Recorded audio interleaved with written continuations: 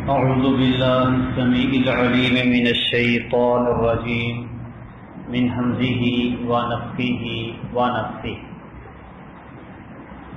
ولا تجعلوا الله قربة لأيمانكم أن تبروا وتتقوا وتصلحوا بين الناس والله سميع عليم.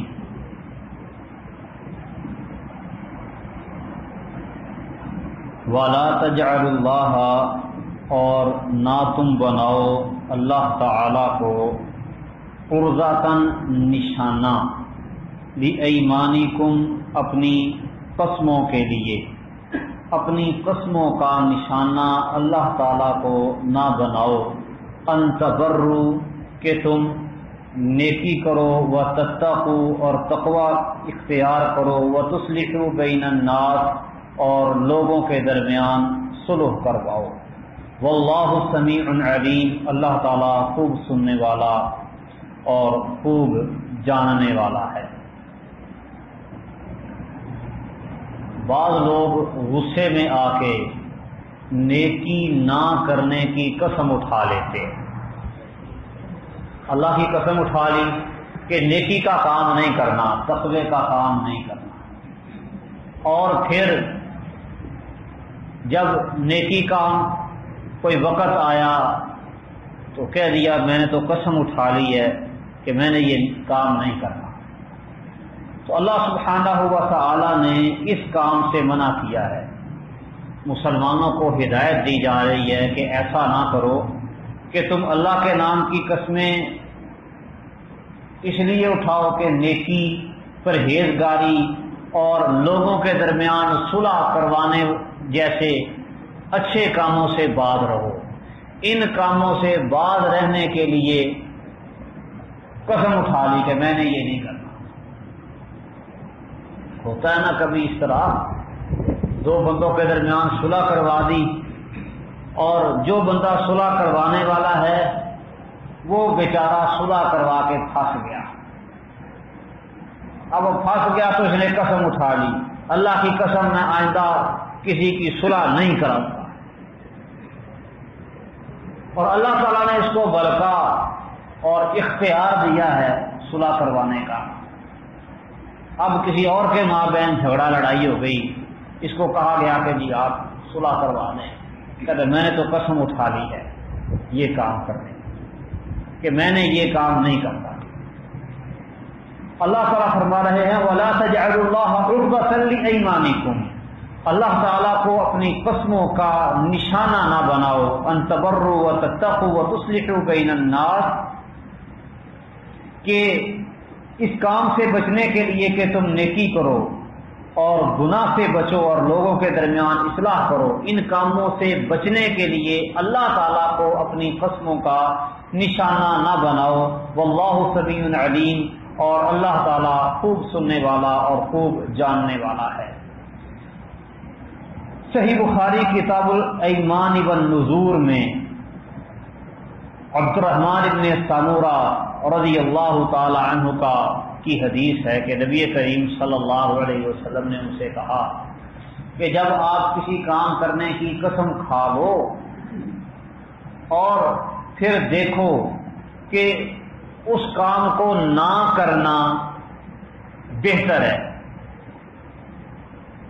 کسی کام کے کرنے کی قسم اٹھائی ہے اور بعد میں معلوم ہوا کہ یہ کام سر انجام نہ دینا بہتر ہے، تو قسم کا کفارہ دے دو. اب یہ نہیں کہ قسم اٹھا لیا تو ضرور ہی کرنا ہے. ایسے ہی کسی کام کے نہ کرنے کی قسم اٹھا لی، بعد میں معلوم ہوا کہ یہ کام کرنا بہتر ہے، تو کام کرو، قسم کا کفارہ دے دو. رسول اللہ صلی اللہ علیہ وسلم خود بھی اسی طرح کیا کرتے تھے، قسم کا کفارہ دے دیتے اور وہ کام کرتے جو بہتر ہوتا.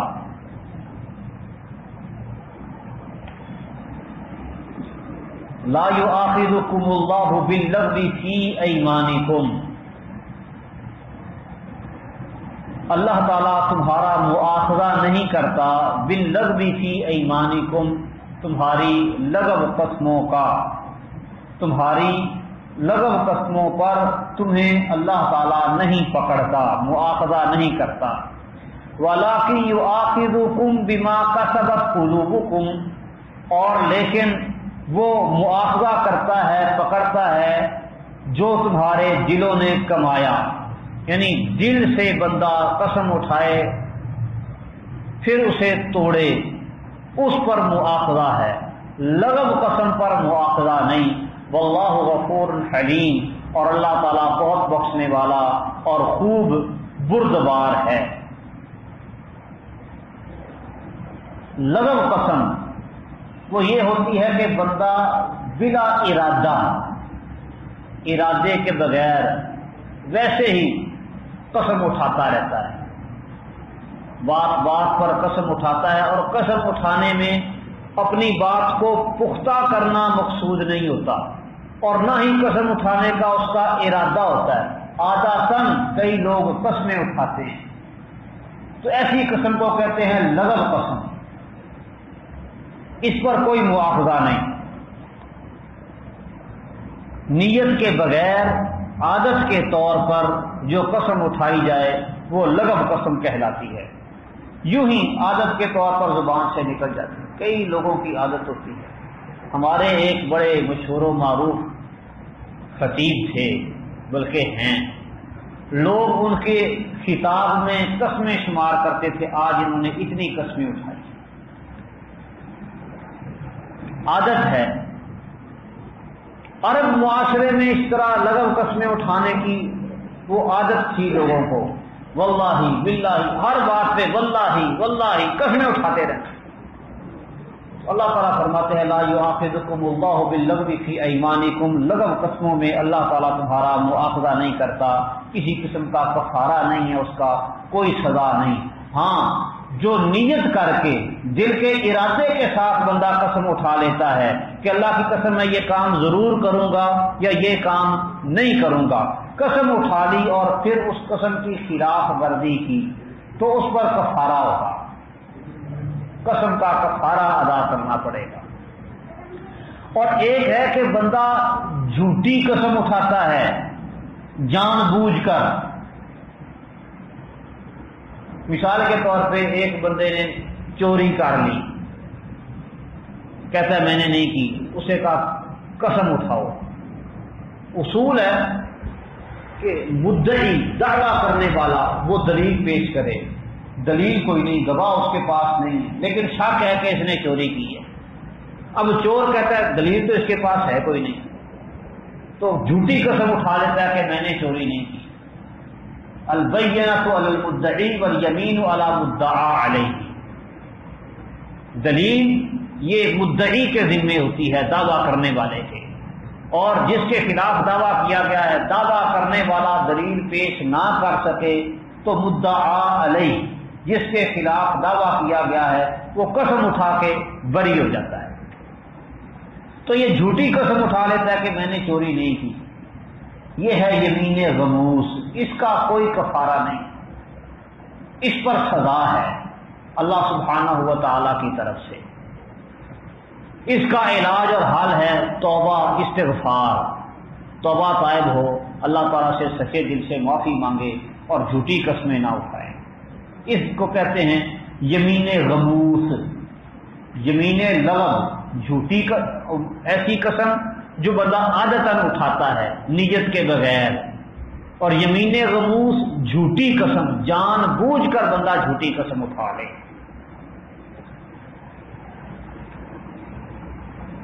للذین یؤلون من نسائہم تربص 4 اشہر، ان لوگوں کے لیے جو اپنی عورتوں کے پاس نہ جانے کی قسم اٹھا لیتے ہیں، یؤلونا ایلا کر لیتے ہیں، ایلا کہ میں بیوی کے پاس نہیں جاؤں گا، قسم اٹھا لی کہ میں نے نہیں جانا اپنی بیوی کے پاس۔ للذین، ان لوگوں کے لیے، یؤلونا جو ایلا کرتے ہیں، اپنی عورتوں سے قسم کھا لیتے ہیں، تربص 4 اشہر، 4 مہینے انتظار کرنا ہے، فإن فاؤوا، پھر اگر وہ لوٹ آئیں، رجوع کر لیں، فإن اللہ غفور الرحیم، تو اللہ تعالیٰ خوب بخشنے والا نہایت رحم کرنے والا ہے۔ وَإِنْ عَزَمُوا الطَّلَاقَ، اور اگر وہ طلاق کا پختہ ارادہ کر لیں، فَإِنَّ اللَّهَ سَمِيعٌ عَلِيمٌ، تو یقیناً اللہ تعالیٰ خوب سننے والا اور خوب جاننے والا ہے۔ ایلا، بیوی کے پاس نہ جانے کی قسم اٹھا لینا۔ جاہلیت میں لوگ ایسا کرتے تھے کہ نکاح کر لیتے عورت سے اور پھر جب جی چاہتا ایلا کر لیتے، قسم اٹھا لیتے کہ میں نے نہیں جانا، اور پھر وہ طویل عرصہ تک سال ہا سال اس کے قریب نہ جاتے۔ اب وہ بیچاری لٹکی رہ جاتی، نہ تو وہ بے نکاحی ہے کہ کہیں اور نکاح کر لے، اور نہ ہی نکاح کا اس کو کوئی فائدہ ہے، اذیت ناک زندگی گزارتی۔ تو اللہ سبحانہ و تعالی نے مدت متعین کر دی، 4 اشہر، 4 مہینے۔ جو ایلا کرتا ہے زیادہ سے زیادہ 4 مہینے، 4 مہینے کے بعد اگر وہ رجوع کر لے تو ٹھیک، وگرنہ وہ گناہ گار ہوگا۔ 4 مہینے سے زیادہ عرصہ تک بیوی سے دور رہنا، جدا رہنا، شریعت اس کی اجازت نہیں دیتی۔ فَإِنْ فَاءُوا، تو اگر وہ لوٹ آئیں، فَإِنَّ اللَّهَ غَفُورٌ رَحِيمٌ، تو یقیناً اللہ تعالیٰ بخشنے والا رحم کرنے والا ہے۔ اچھا، قسم اٹھا لی، ایلا کر لیا کہ بیوی کے پاس نہیں جاؤں گا اتنے عرصے تک، زیادہ سے زیادہ 4 مہینے تک کر سکتا ہے، اس سے کم مدت 1 مہینہ، 10 دن، ہفتہ، جتنا بھی کر لے۔ جب مدت پوری ہو جائے بیوی کے پاس چلا جائے، اور مدت پوری ہونے سے پہلے اگر وہ بیوی کے پاس چلا گیا تو پھر اس کو قسم کا کفارہ دینا ہوگا۔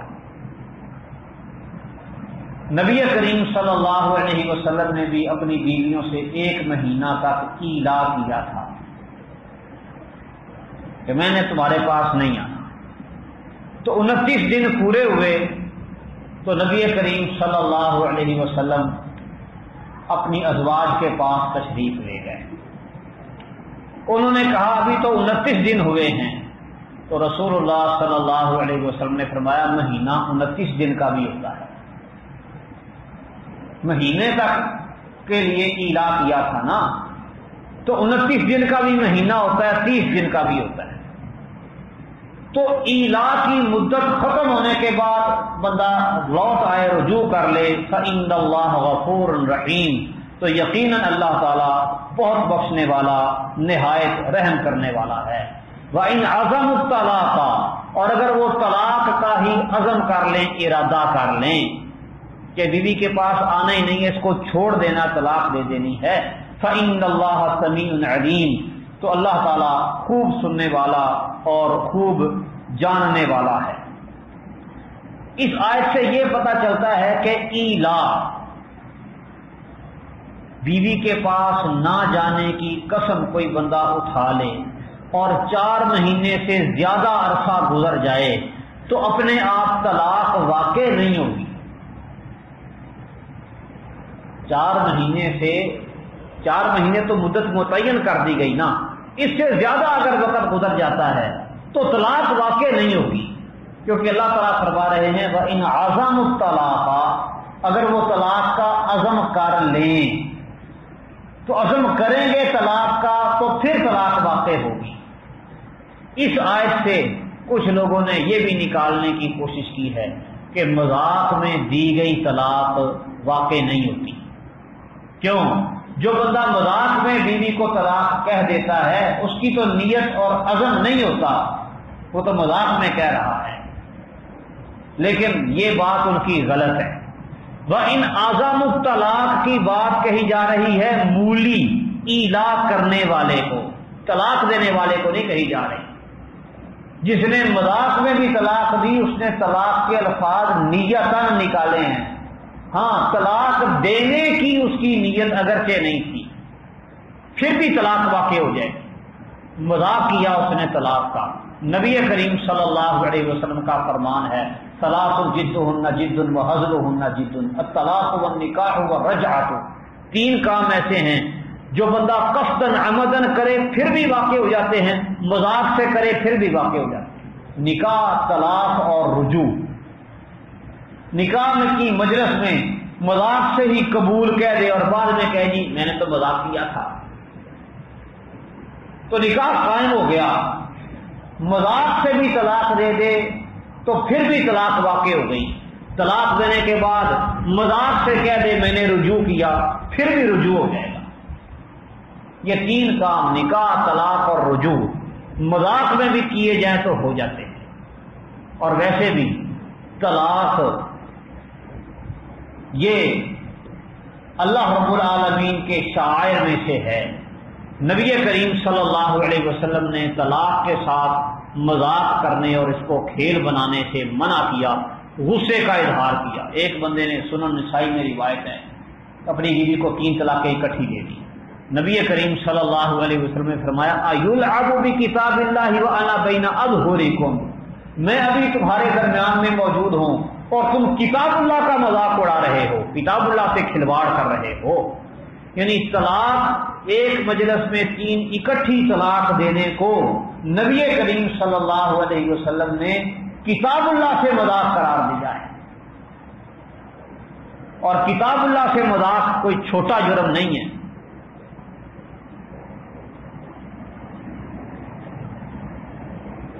بلکہ بعض حالتوں میں یہ کفر بن جاتا ہے۔ تو کوئی آدمی طلاق کے ساتھ مذاق کرے، اس کی سزا یہی ہے، طلاق واقع ہو جائے گی۔ تو بہرحال طلاق کا عزم کرنے سے بھی طلاق واقع نہیں ہوتی۔ پختہ ارادہ کر لے بندہ، عزم کر لے، پھر بھی طلاق واقع نہیں ہوتی جب تک طلاق دے نہ۔ جب طلاق دے گا تو واقع ہوگی۔ بندہ نیت کر لیتا ہے، ارادہ کرتا ہے کہ میں نے اپنی بیوی کو طلاق دے دی، اب صرف دل میں اس کا جو وسوسہ ہے، نیت اور ارادہ ہے، طلاق دے دینی ہے، جب دے گا تو واقع ہوگی، محض عزم کر لینے سے واقع نہیں ہوگی۔ اور طلاق وہ چاہے موبائل میسج پہ بھیج دیں، ٹیلی فون کال پہ، کسی بھی ذریعے سے تحریراً یا تقریراً، لکھ کر یا بول کر طلاق واقع ہو جائے۔ ایک ہے طلاق کا صریح لفظ اور دوسرا ہے اشارہ، کنایہ طلاق کا۔ مثال کے طور پہ یہ کہنا کہ میری طرف سے تو فارغ۔ اب یہ طلاق کا کنایہ ہے، اس میں نیت کا ہونا ضروری ہے۔ اگر تو الفاظ صریح ہوں طلاق کے، وہ لفظ طلاق بول دے کہ میں نے تجھے طلاق دی، پھر کہے میری نیت نہیں، تو اس کی نیت کا کوئی اعتبار نہیں کیا جائے گا، الفاظ کا، ظاہر کا اعتبار ہوگا۔ اور اگر وہ الفاظ بولتا ہے کنایہ تن، اشارہ تن طلاق دیتا ہے، کنایہ کرتا ہے، طلاق کا واضح لفظ نہیں بولتا، تو پھر نیت کا اعتبار ہوتا۔ اگر طلاق کی نیت سے اس نے یہ لفظ بولے طلاق، اور اگر طلاق کی نیت سے نہیں بولے تو پھر طلاق واقع نہیں ہوگی۔ طلاق کے لیے طریقہ ہے کہ بندہ طہر کی حالت میں، جس طہر میں اپنی بیوی سے اس نے جماع نہیں کیا، اسے طلاق دے، اور پھر 3 ماہ تک عدت مقرر کی ہے اللہ سبحانہ و تعالی نے، وہ آگے اس کی تفصیل آ رہی ہے۔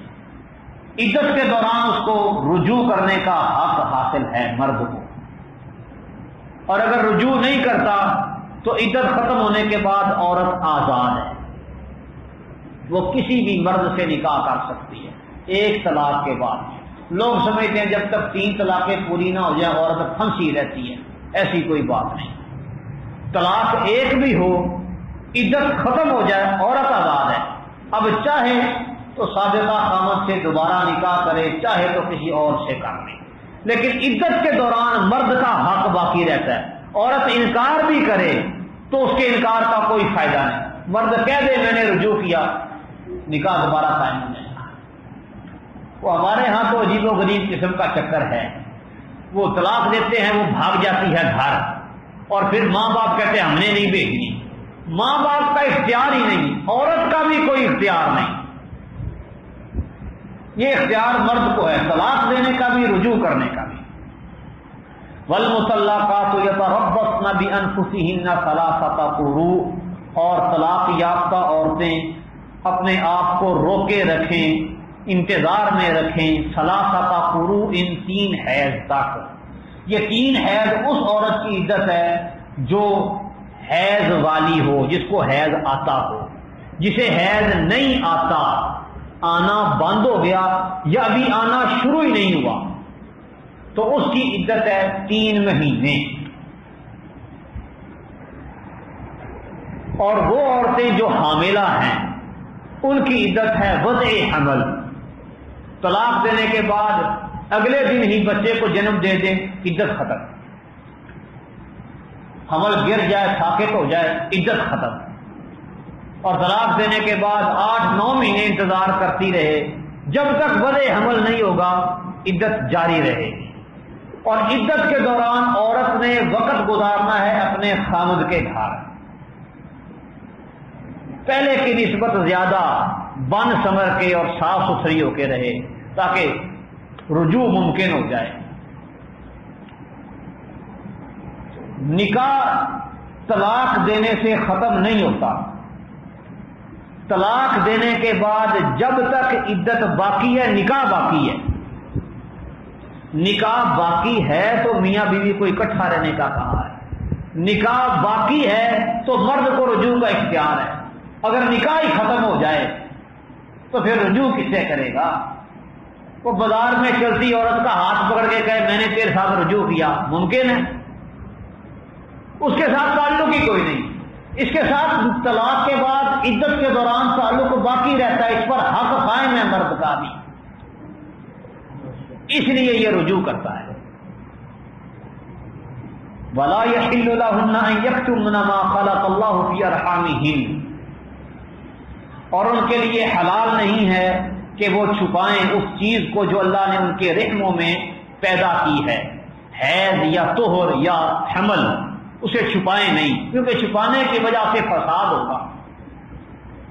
حیض کا نہیں بتائیں گی تو پتہ نہیں چلے گا عدت کب ختم ہوگی کب شروع ہوگی، حمل کا نہیں بتائیں گی تو ایک تو عدت کا معلوم نہیں ہوگا، دوسرا وہ بچہ کسی اور کے نام لگ سکتا ہے۔ حمل کو چھپائے رکھے گی تو آگے نکاح ہو گیا کسی اور آدمی کے ساتھ تو کام خراب ہو جائے گا۔ ان کننا یؤمنن باللہ والیوم الآخر، اگر وہ اللہ اور آخرت والے دن پر ایمان رکھتی ہیں۔ پہلے جاہلیت میں لوگ طلاق طلاق طلاق دیتے جاتے، رجوع کرتے، طلاق دیتے، اور عدت کوئی مقرر نہیں تھی۔ جب طلاق دینے کے بعد جب جی چاہا رجوع کر لیا، یہاں اللہ تعالیٰ نے عدت متعین کر دی کہ یہ وقت ہے، اس کے اندر اندر رجوع کر لو، اس کے بعد تمہارا کوئی حق عورت پہ نہیں رہے گا۔ وَبُعُولَتُهُنَّ أَحَقُّ بِرَدِّهِنَّ فِي ذَلِكَ إِنْ أَرَادُوا إِصْلَاحًا، اور ان کے خامد احق بِرَدِّهِنَّ، ان کو لوٹانے کے زیادہ حقدار ہیں، فی ذالک، اس مدت کے دوران، ان ارادوا اصلاحا، اگر وہ اصلاح کا ارادہ رکھیں۔ عورت کو کوئی اختیار اور حق نہیں رجوع سے انکار کرنے کا۔ جیسے مرد طلاق دے اور عورت کہے میں نہیں لیتی طلاق، تو اس کے انکار کرنے سے کیا طلاق واقع نہیں ہوگی؟ ہو جائے گی، اس کا اختیار ہی نہیں عورت کے پاس۔ ایسے ہی رجوع کرنے کا اختیار مرد کے پاس ہے، عورت کے پاس ہے ہی نہیں۔ خامد کے طلاق دینے کے بعد عورت ناراض ہو گئی، خامد کا جی کیا، اس نے رجوع کر لیا، اب وہ کہے میں نہیں آتی، یہ نافرمان ہے خامد کی۔ نکاح دوبارہ سے پھر مکمل طور پہ قائم ہو چکا ہے، کیونکہ عدت کے دوران نکاح قائم تھا، جو تھوڑی سی ایک وہ لمٹ تھی، اس دوران اس نے رجوع کر لیا نکاح، پھر یہ نکاح میں آ گئی، اب عدت کے دوران رجوع ہو چکا، عدت کے بعد بھی اسی کی بیوی رہے گی۔ وہ میکے والے عورت کے نہ بھیجیں یا عورت خود نہ آئے، اس سے کوئی فرق نہیں پڑتا۔ وہ سب کا لڑائی ہو جاتی ہے، صلح اب انتظار کیا جاتا ہے یہ صلح ہو، وہ ادھر سے آ رہے ہیں، وہ ادھر سے جا رہے ہیں، پیش رفت ہو رہی ہے، بات چیت چل رہی ہے. خامد نے رجوع کرنا ہے نا، وہ عدت کے دوران کہہ دے میں نے رجوع کیا. لڑائی جھگڑے بعد میں حل ہوتے رہے. طلاق کے بغیر بھی تو میاں بیوی کے درمیان جھگڑا ہو جاتا ہے، وہ خاندان والے صلح صفائی کرواتے رہتے ہیں. تو یہ ضروری نہیں کہ پہلے صلح ہو تو پھر رجوع ہوگا، کوئی نہیں. فَبُعُولَتُهُنَّ أَحَقُّ بِرَدِّهِنَّ فِي ذَلِكَ إِنْ أَرَادُوا إِصْلَاحًا، ان کے خامد اس دوران رجوع کرنے کے زیادہ حقدار ہیں اگر وہ اصلاح کا ارادہ رکھتے ہیں. وَلَهُنَّ مِثْلُ الَّذِي عَلَيْهِنَّ بِالْمَعْرُوفِ، اور ان عورتوں کے لیے بھی خامدوں پر حق ہے. مثل الذی علیہن، اسی کی مثل جس طرح ان عورتوں پر فرائض ہیں. جس طرح عورتوں پر فرائض ہیں ویسے ہی عورتوں پر کے حق بھی ہیں. عورت پر اگر فرائض لاگو ہیں تو مرد پر بھی فرائض ہیں. عورت کے حق بھی ہیں جس طرح مرد کے حق ہیں. ایک کا حق دوسرے پر فرض ہوتا ہے نا. والا ہننا، اور ان عورتوں کے لیے حق ہے. مثل الذی، اسی طرح جس طرح علیہن، ان عورتوں پر مردوں کا حق ہے. بالمعروف، معروف طریقے کے ساتھ، دستور کے مطابق. یہ معروف دستور کے مطابق مرد کا حق ہے کہ عورت اس کی اطاعت کرے، اس کی فرما برداری کرے اور اس کی مرضی کے خلاف کوئی کام بھی نہ کرے. جابر رضی اللہ تعالی عنہ فرماتے ہیں کہ نبی کریم صلی اللہ علیہ وسلم نے فرمایا تمہارا ان پر یعنی تمہاری بیویوں پر حق یہ ہے کہ وہ تمہارے بستر پر اس آدمی کو نہ بیٹھنے دیں جسے تم پسند نہیں کرتے. خامد نہیں پسند کرتا کہ یہ بندہ میری چارپائی پہ بیٹھے تو عورت پر لازم ہے کہ اس کو نہ بیٹھنے دے. جس کو وہ گھر میں داخل ہونے کی اجازت نہ دے عورت اس کو گھر میں داخل ہونے کی اجازت نہیں دے سکتی. یہ خامد کا حق ہے. اور فرمایا اگر وہ ایسا کریں، اطاعت نہ کریں تو پھر ان کو مارو، سزا دے سکتے ہو، لیکن ضربا غیر مبرح، ایسا مارنا ہے جو شدید نہ ہو، نشان نہ پڑ جائیں، مار مار کے نیل نہ ڈال دینا، نرمی کے ساتھ. اور ان کا حق یہ ہے کہ تم جو خود کھاتے ہو انہیں کھلاؤ، جو تم پہنتے ہو انہیں پہناؤ، کھانا اور لباس مہیا کرو. عورت کے ذمے مرد کی اطاعت کرنا یہ حق ہے. اللہ کے بعد سب سے زیادہ حق اطاعت کا ایک عورت پر اس کے خامد کی اطاعت ہے. اب کئی لوگ بڑی عجیب و غریب طرح کی باتیں کرنے لگ گئے کہ عورت کے ذمے گھر کا کام کاج کرنا نہیں ہے، عورت پر فرض نہیں ہے کہ اپنے دیور اور ساس سسر وغیرہ کی خدمت کریں. کیوں فرض نہیں؟ کوئی دلیل ہی نہیں. موٹی سی بات سمجھ رہے ہیں، عورت کے ذمے ہے خامد کی اطاعت کرنا، ہر کام میں اطاعت. ہاں اگر خامد حکم دے اللہ کی نافرمانی کا پھر اطاعت فرض نہیں. تو خامد حکم دے بیوی کو گھر کی صفائی کر تو یہ نافرمانی کا حکم ہے. خامد بیوی کو حکم دیتا ہے کھانا پکانے کا، یہ کوئی نافرمانی ہے. خامد بیوی کو کہتا ہے ماں باپ کی میرے کی خدمت کر، یہ نافرمانی ہے.